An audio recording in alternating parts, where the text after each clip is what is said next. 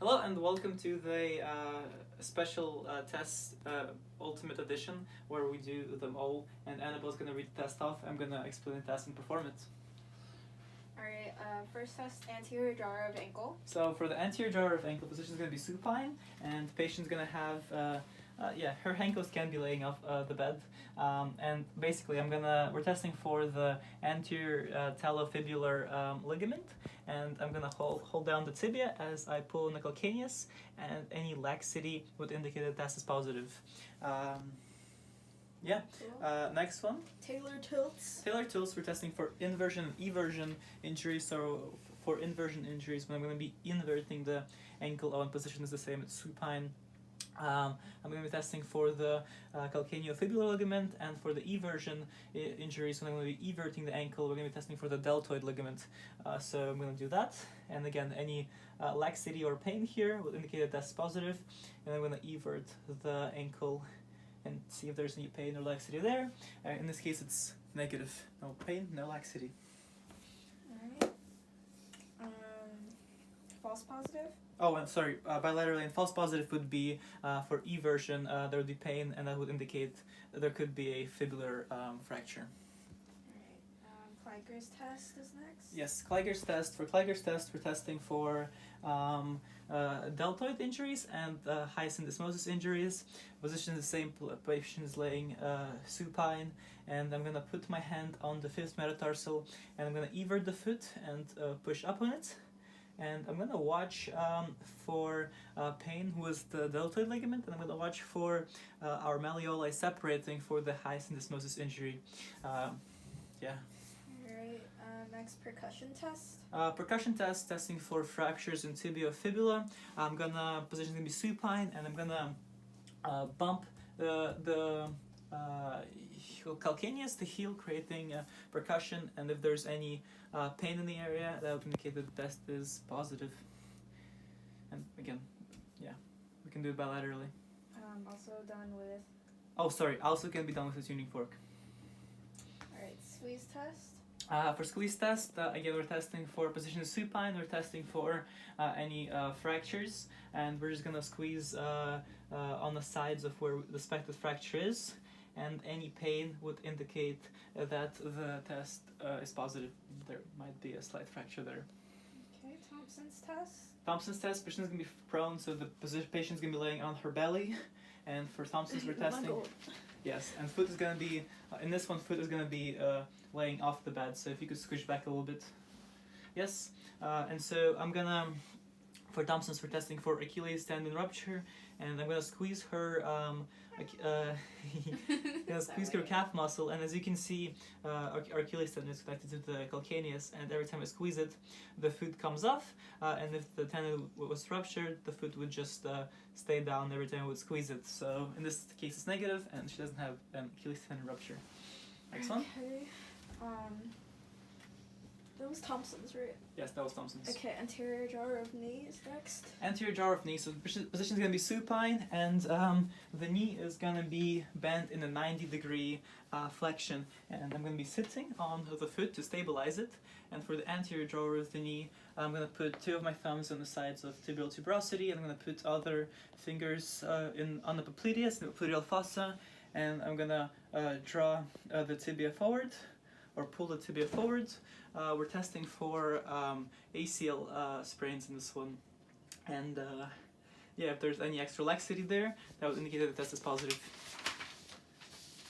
Alright, posterior drawer of knee. Posterior drawer of the knee, so position again supine, knee bent at 90, it's the same position, except this time the hand placement is the same, but this time I'm pushing on the tibia and I'm forcing it back and looking if there's any laxity this way, and we're testing for PCL sprains this way.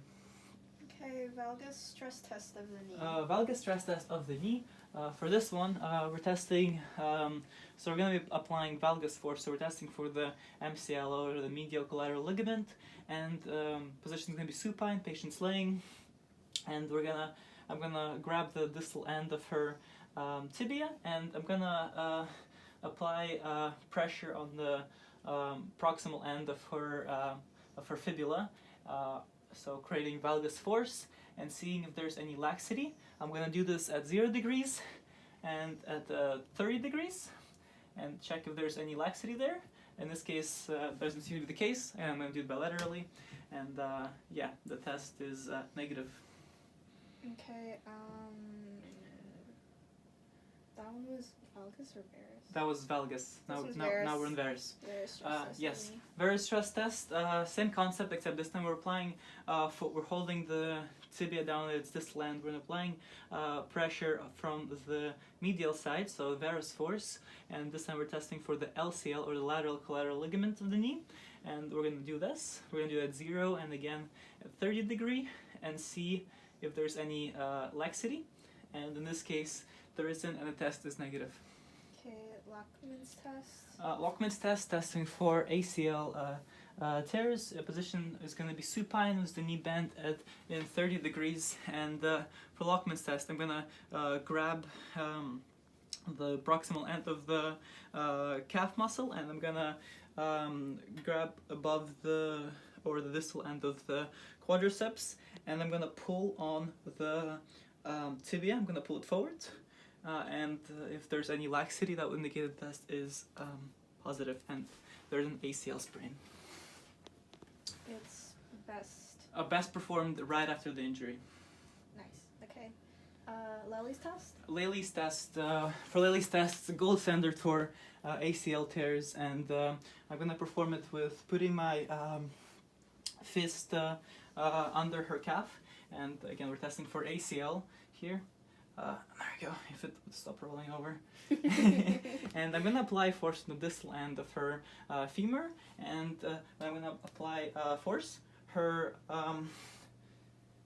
foot, her heel and her tibia should come up, as you can see here. If it didn't, that indicates that there's an ACL tear, full rupture, because it would just stay down. Yeah, position again is supine. Yeah, Alright, bilaterally. bounce home test. Bounce home test, testing for meniscal tears, and for bounce home test, position is going to be supine, and I'm going to retract her leg and knee all the way back, and I'm going to hold her leg by the calcaneus, and I'm going to slowly allow the leg to bounce back, and and we see that it's fully extended, and there's no pain or discomfort. But in case it didn't fully extend, or there was some pain and discomfort, that would indicate that there's a meniscal tear. Okay. McMurray's test. McMurray's test, testing for again meniscal tears. For this one, we're going to do it two ways. We're going to do it with first our foot inverted and second our foot everted. So with our foot inverted, we're going to draw a circle. We're going to raise the knee up and back down, and we're checking for any clicking in the knee. And we're going to do the same outside, and we're going to do the same for the foot when it's everted. So we're going to raise it and down, raise it and down. And that is McMurray's test, and no popping, no locking of the knee, no pain and discomfort, so the test is negative. Alright, Thessaly's test is next. Thessaly's test, I think for this one we're going to be standing. We're testing for meniscal tears. The patient's going to be standing on one foot. I'm going to be supporting her. So grab one of my hands, I guess, since you're holding the thing. Okay. I'm going to be supporting her, and she's going to bend her knee slightly 5 to 20 degrees. Yep, 5, and then she's going to internally and externally rotate on her knee. And if there's any pain or discomfort or any clicking noises, that indicates this is positive, and she has meniscal tears. And we're doing it on affected side. And yeah, that is Thessaly's test. Alright. Don't do that. Oh, I guess I already did those. Yeah, you already Yeah. did it. Okay. 5 degrees. Yeah, 5 to 20 degrees. Okay, so do we do it on the 20 degrees one? Oh, no, you just had yours bent 5 degrees and then slightly more at 20. Okay. Just don't worry about it. Appley's compression test. Appley's compression test. Again, position is going to be prone, so you're going to be laying on your belly. Yes. And we're going to be testing for, again, meniscal tears. So she's laying on her belly. Her knee's going to be bent at 90 degrees. And this is the knee. Which knee hurts? Left, right? Left. Left. We're going to do it bilaterally, but And usually we do it on the unaffected side first, but this time I'm just going through them really fast. And for Apley's compression test, we're gonna apply pressure on her heel and rotate, create rotating motions, and we're checking for popping, clicking of the knee and any pain or discomfort, which would indicate meniscal tear there. Okay, next is Godfrey's test. Godfrey's test of the posterior sag test, position supine. We're testing for PCL sprains, so the knee is going to be bend at 90 degrees. I'm going to be holding the foot by calcaneus, and we're going to be looking if the tibial tuberosity here sags and drops, and if it does, it indicates that's positive, and she has a PCL sprain. Yeah, that is Godfrey's test. Okay, cart sign test. Cart sign test. 1 second, let me get some water. Water break. Sorry, what test are we on? Godfrey's. We just did this one. Oh. Clark's test.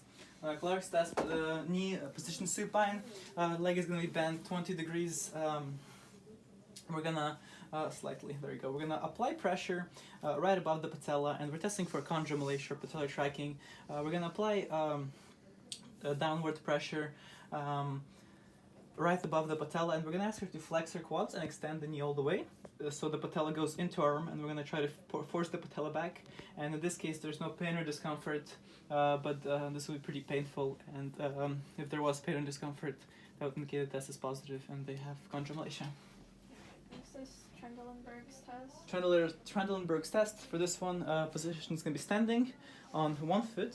For Trendelenburg's, it's gonna be standing on the unaffected foot. And if you could turn around, turn away from me.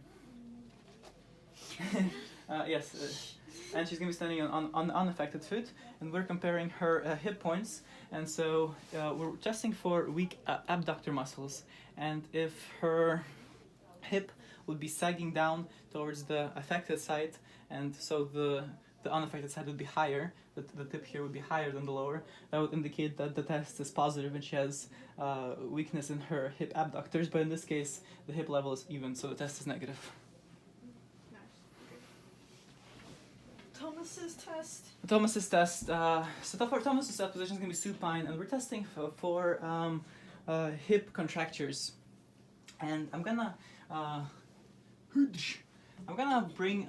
So for this one, feet are going to be pretend feet are hanging off the bed, and I'm gonna bring this leg all the way back, about 70 degrees, and we're gonna see if there's any space under her hamstrings if the leg rises. In this case, it doesn't. But in case it did, that would indicate that she has hip contractures.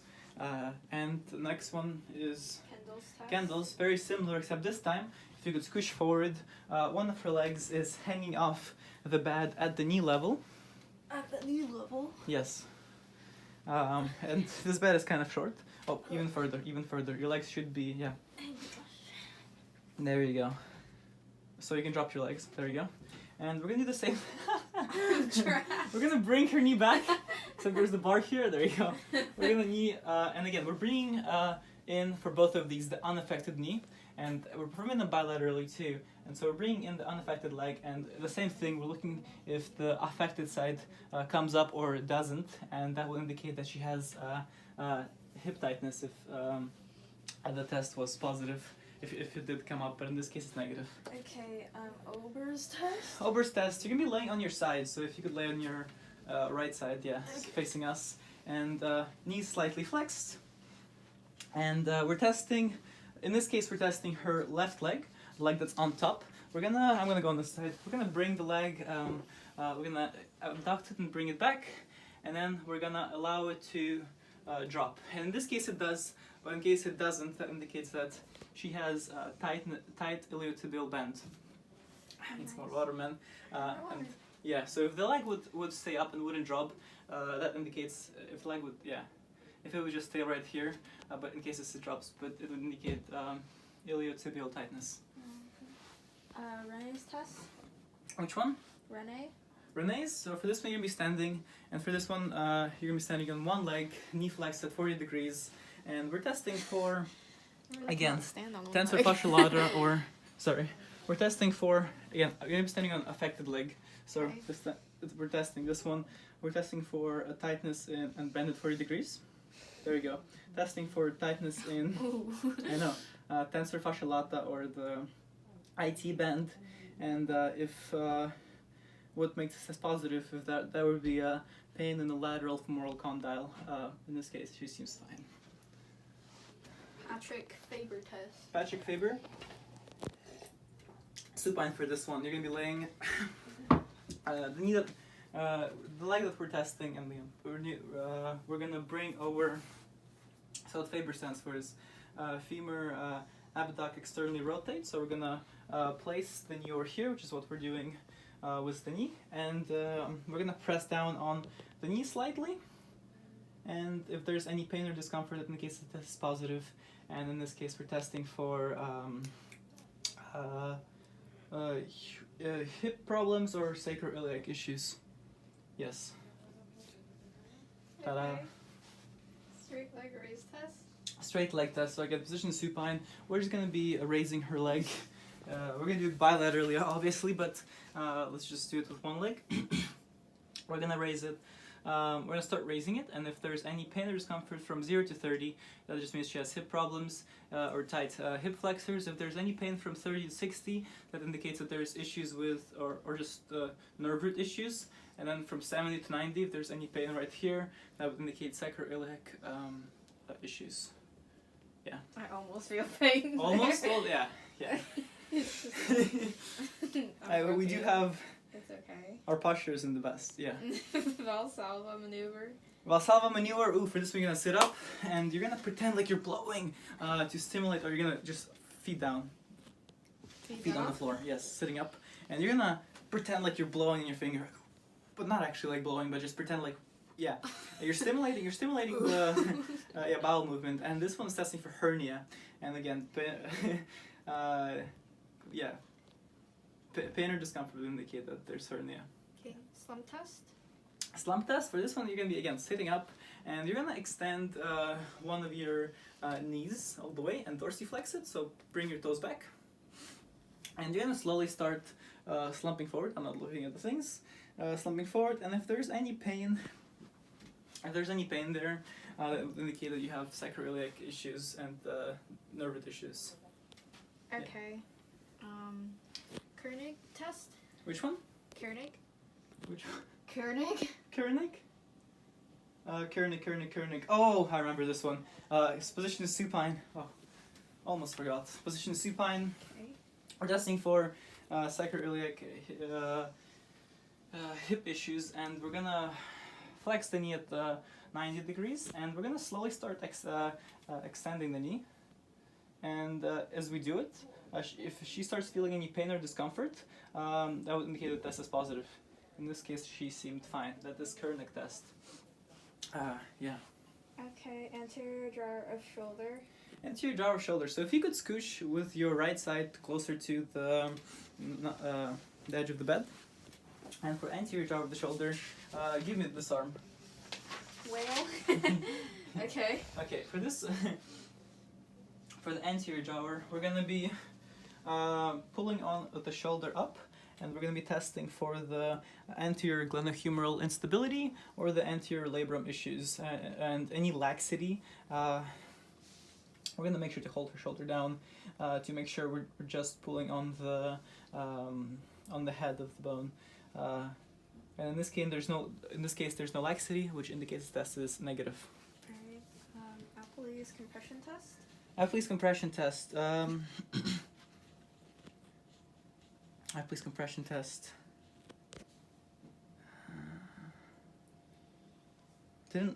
That's the wrong thing, isn't it, baby? What? Apley's compression test is meniscal tears, no? Yeah. We already did that. You're on the wrong page. Oh, shoot. Yes. You confused me. I swore we already did that one. Oh yeah, we did. Just after you're done, just throw the page Yeah, away. I switched it back. Okay. Yeah. Wait. Posterior drawer or shoulder? Yeah. Yes, posterior drawer or shoulder.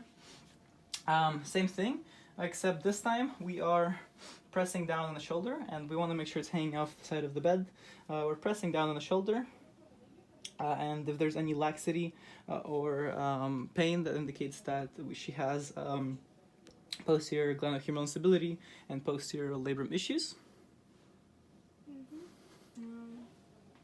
anterior apprehension. Anterior apprehension.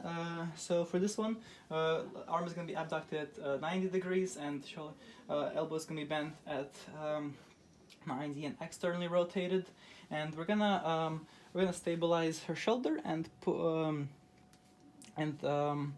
gonna press up on the. Wow, you have flexible shoulders, man. We're gonna press up on. Sorry. Thank you. Yeah, we're gonna press up on the elbow. Is it up or down? Yeah, it is up. So we're gonna. Wow, your hand is just hanging there, man. It's so limp. So we're gonna force it up, and we're gonna watch for apprehension and like or her freaking out, and she's kind of freaking out right now, but for a different reason. But in this case, we're testing for glenohumeral instability too. Yeah. Okay. Sulcus sign. Sulcus sign. For this one, you can be sitting. You could also be standing, but it's easier if you just sit up. Okay. And we're gonna be testing for glenohumeral instability. Let's test this arm, and we would usually not have long sleeves to actually see the shoulder and be able to palpate it. But what we're gonna do is basically we're just gonna pull on the arm down as we palpate this area. There should be a little groove if we pull it, which makes the test positive. But yeah, we're testing for glenohumeral stability, and any extra laxity would make it positive, but in this case it's negative. Okay, post-apprehension test. Posterior apprehension test, you're going to be laying down, position supine. So give me your right arm again. Yes. You're going to cross that arm over your chest and put it on your opposite shoulder, and I'm going to raise this arm and squish a bit more to your right. And so your shoulder is hanging off the bed, and I'm gonna press down on the elbow and see if there's any. Again, I'm gonna watch about for. To fall down. I'm gonna watch for. Sorry. To fall off the bed. Yeah. I'm gonna press down on the elbow, and any freaking out in the athlete as the test implies apprehension will indicate the test is positive. Yeah. Okay, Adson's test is next. Oh, sorry. This one's testing for posterior glenohumeral stability. Yeah, Adson's test. Adson's? Okay, we're moving on to thoracic outlet syndrome, and for this one you're going to be standing. Okay. I can be standing, and I'm going to need your left arm. So for now, I'm just going to take her pulse. I'm going to take it for a minute, preferably, if not 30 seconds, and multiply it by 2. I'm going to take her pulse, make sure it's normal, and then what I'm going to do is I'm going to extend the arm. So make sure, extend the arm. And she's going to be looking at her wrist. I'm going to start taking the pulse. And if the pulse depresses or disappears, that indicates that the test is positive. In this case, she has a strong pulse, so negative. Nice. Okay. Alan's test, the shoulders next. Allen's test, again, thoracic outlet syndrome. This time arm is fully extended up, and the elbow going to be bent at 90. First we would obviously take her pulse normally, just to reference. But then we're going to make her look at the wrist, and we're going to take the pulse. We're going to take it for 60 seconds, or for 30, tick tock, tick tock. The pulse is fine, but if it started decreasing or disappeared, that would indicate that that's positive when she has thoracic outlet syndrome. Okay, O'Brien's test, your arm is going to be extended. Give me your arm, the arm that we're testing. And first we're going to do it with the arm pronated. And we're going to, first we're actually going to do it with arm supinated. Wrong supination. Arm supinated. And I'm going to apply force, and you're going to resist it. There you go. And now you're going to pronate your arm. There you go. I'm going to apply force. You feel any pain? No, okay. I'm just stressed. If there was pain, then more pain, especially when the arm is pronated, so the palm is facing down, that would indicate that she is. Oh, we're testing for glenohumeral instability, but if there would be more pain with arm pronated, that would indicate that she has a slap lesion, superior labral tear, anterior to posterior. Yeah. Okay, speeds test. Speeds test, testing for bicipital tendon irritation, and give me your arm. Arm is going to be flexed at just like that, and supinated. And she's going to try to force her arm up as I resist the motion. gonna slowly let her up to around 60 degrees, and if there's any pain or discomfort, indicates that she has bicipital tendon irritation. Man, I'm all out of water. Next. I have water. That's okay. It's Jorgensen's test. Jorgensen's test for Jorgensen's. Jorgensen's. You're gonna give me your. Let's have a handshake. So, in your arm. Okay, this is your affected arm. Let's have a handshake. And the patient's gonna be externally rotating, so she's gonna be trying to supinate her arm. She's gonna try to rotate it this way, and I'm gonna be resisting it. So try to. Yep. Not just your wrist, but your entire arm. There you go. And I'm gonna try to resist it. Going. Yep. And if there's any pain or discomfort, that indicates that that's positive, and she has bicipital tendon irritation. Railroad whistle. Railroad whistle. This one's for bicipital tendonitis. Her arm is going to be flexed at 90 degrees and elbow is bent at 90, and you're going to try to resist this, right? I'm going to pull down on it, and if there's any pain, that indicates that she's positive for bicipital tendonitis. Okay. Empty can test. Empty can test. So let's again, we're doing most of these bilaterally, just for reference. And for this one, you're gonna extend your arm. Arm flexed at 90, and it's gonna be all the way pronated. So it almost looks like you're dumping a can of Coke on the floor. Yes, and I'm gonna apply some force to it. And if you feel any pain, that indicates that you have your supraspinatus. You have tered supraspinatus. Yeah. Okay, there's drop arm test. Drop arm test. For this one, usually we would do it with two arms, so with the patient raising both of the arms. I can But do that. I can hold that. Yeah. Oh no, she just placed it down. It's okay.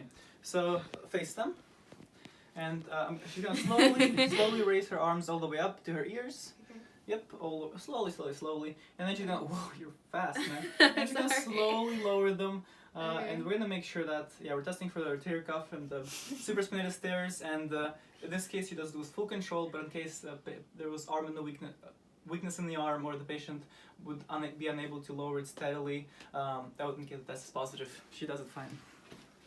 Perfect. Alright, Hawkins-Kennedy test. Hawkins-Kennedy testing for shoulder impingement, just so I don't forget. And give me your affected arm. It's going to be flexed at 90 degrees. The elbow is going to be bent at 90 degrees. And I'm gonna press down on the wrist. And if there's you don't have to tilt your whole body. You can sit up straight. I'm gonna put slight pressure on the wrist. And if she has any pain, it'll usually be right here. That would indicate that she has shoulder impingement. I kind of felt that though. Yeah, a little bit, huh? Oh, I applied a bit too much pressure there. You're trying to kill me. Just a little bit. Okay, we're ready to decide. Nears test.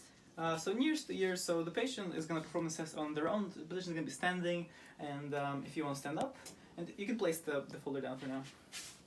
Face the camera. You're just going to raise your arms all the way up to your ears like this, slowly, steadily. That's right. And do you feel any pain?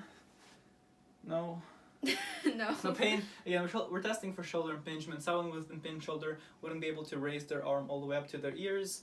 She seems fine though, so Okay. test is negative. That's good. Next is the piano key test. Piano key test, very simple, testing for AC sprain.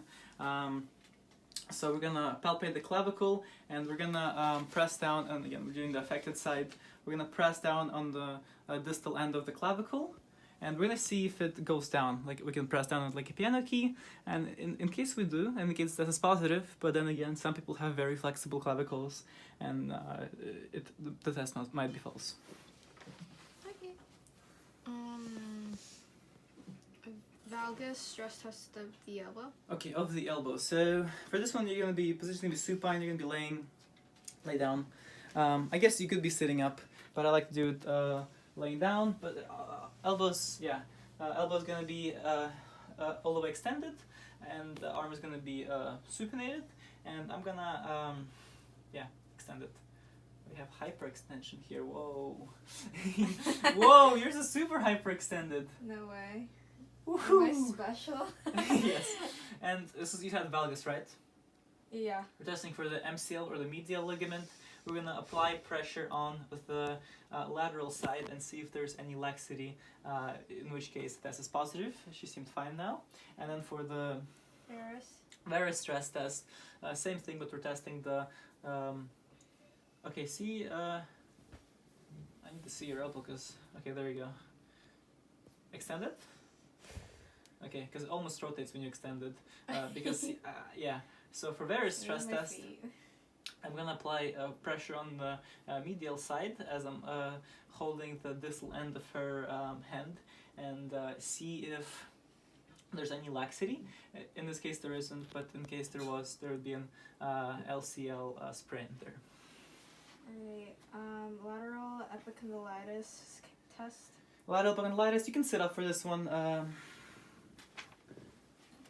For lateral epicondylitis, I'm just gonna roll up your sleeve. Ooh, pretty. You're gonna make your hand in fist. You're gonna make your hand in fist. Elbow's gonna be bent at 45, slight bend, right there. No need to have so much. Yeah, there you go. You're gonna. I'm gonna apply force on the. And again, lateral epicondylitis test, testing for lateral epicondylitis. I'm gonna resist your wrist as you try to extend it up. So try to extend your wrist up. Oh. Okay. Do you have any pain on the lateral aspect of your elbow? No. Okay, so test is negative, and then for the, I'm just gonna go off for the medial epicondylitis, testing for the medial epicondylitis test, and I'm gonna try and resist your wrist flexion. So try to flex your wrist. I'm resisting it, and in this case, you'll be feeling it on your medial aspect of your elbow or the medial epicondyle, which would make the test positive. I feel nothing. Okay, test is negative. There you go. Those are the two,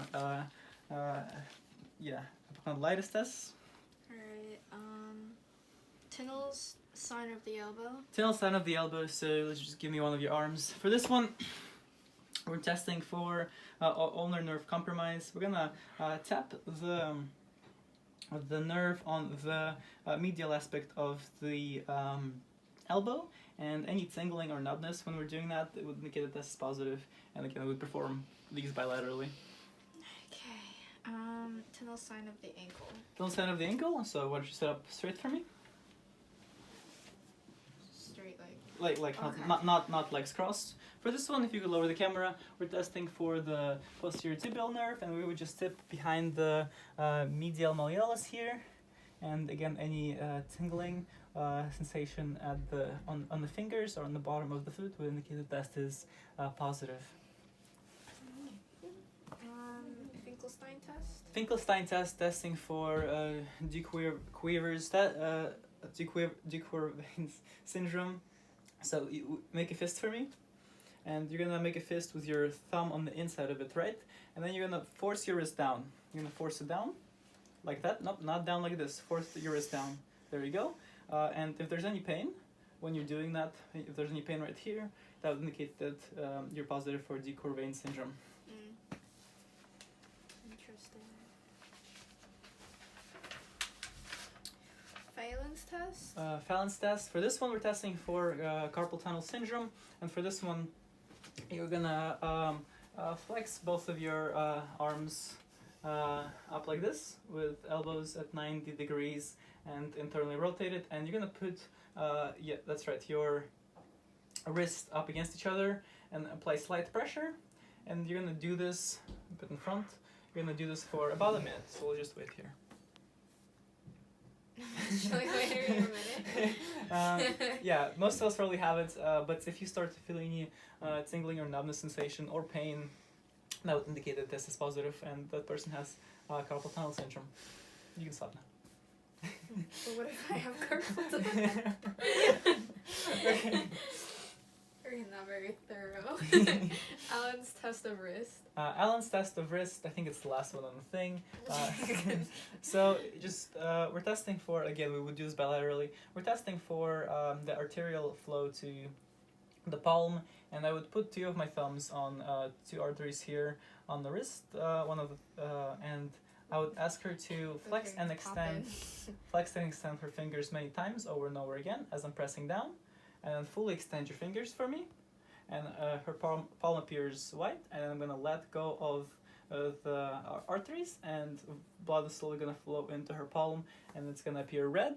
However, if it stays pale, it means we have some issues with arterial blood flow to the palm, and the test is positive. And yeah, that was not all, but the most tests we've covered this year in one video. High five. Thank you.